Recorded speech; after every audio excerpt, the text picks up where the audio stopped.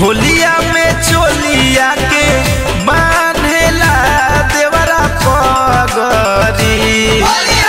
होलिया में चोलिया के बांधेला देवरा पगरी।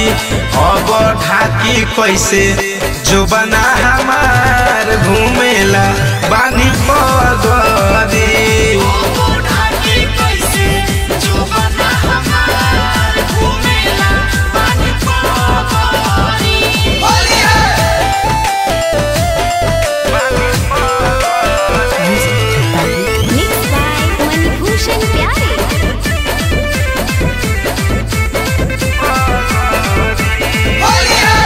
मना कोइला से बतिया माने नाही देवराए दादा।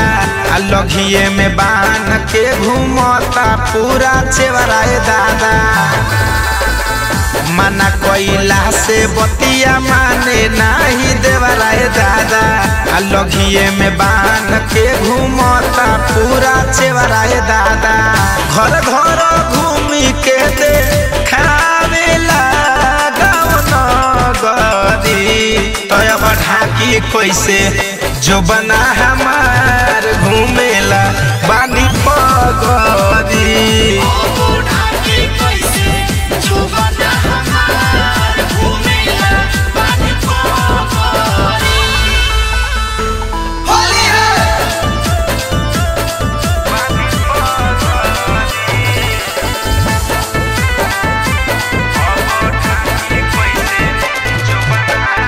कहाला पहाला कहरे लागे बहरा पालाए दादा।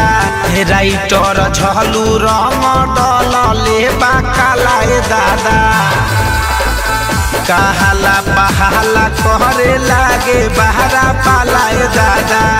राइटर झलू रंग डलले बाकालाए दादा। हरे कंधनंजय रंग डालता हमारा सगरी। अब ढाकी कैसे जो बना हमार घूमेला बानी